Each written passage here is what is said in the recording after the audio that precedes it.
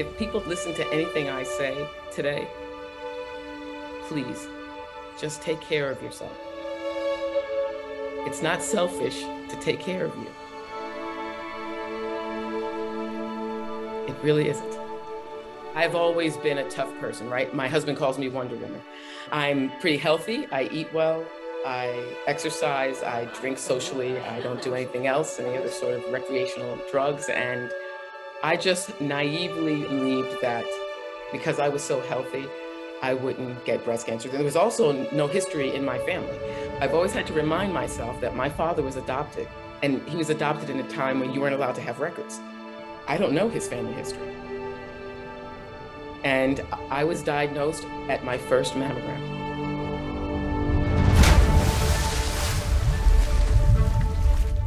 In 2014, in November, I was 34 weeks pregnant.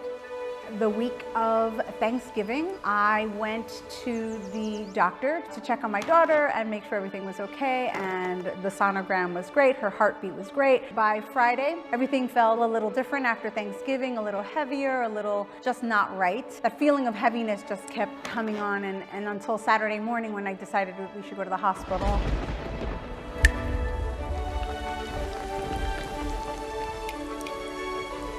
As you can only imagine, go to the hospital and I hear a heartbeat, and it's mine and not hers. And then that dreaded moment where the nurse looks up after moving the fetal monitor and tells you that there's no heartbeat.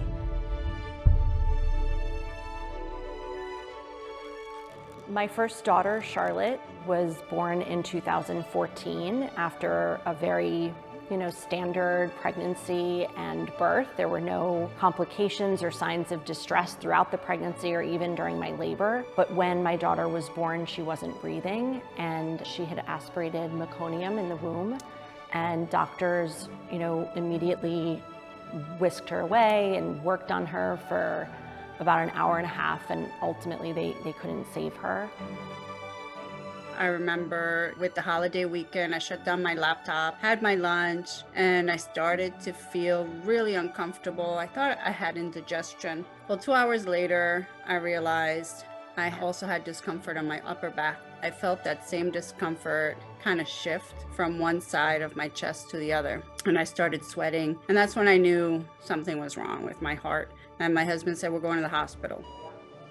That night, they performed emergency surgery. They performed a catheterization, which showed that I needed quadruple bypass surgery ASAP. I was diagnosed with transposition of the great arteries after being medevaced to a large hospital in New York City, had to undergo a complex open heart surgery at 4 months old, then was told that I could lead a normal life, but with a lot of precautions and different things that I had to do just to make sure that I was healthy and okay. It's really inspired me to embrace life and achieve my goals, with my business, with my personal life, my bucket lists, and really enjoy my moments.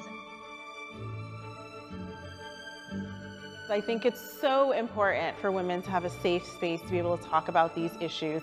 It's not just health, it's not just wellness, but it's really the emotional connection and the sisterhood that comes about from being able to share your stories. Say yes. I lived in a space before where I was always looking for an excuse not to go out to lunch with somebody or take that appointment. And now I realize, okay, I need to start saying yes a lot more because I don't know how much time I have left. None of us do. I really think it's imperative for everyone to take the time for themselves and make sure that they're taking care of themselves. Because if you're not taking care of yourselves, you can't take care of your family and your loved ones. I know it's cliche, but you really need to start with yourself and make sure that you're in good health. So I think it's really important to be a voice for women, especially as someone who lost a child at stillbirth. I think that we shouldn't feel selfish to put our health first, to put ourselves first.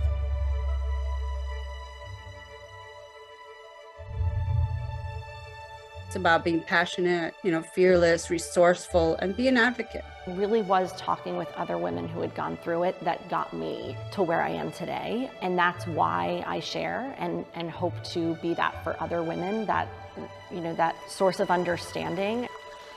I love when women come together and we share our experiences. We might look really cleaned up, makeup, hair and all that, but when we all come together and we share our experiences,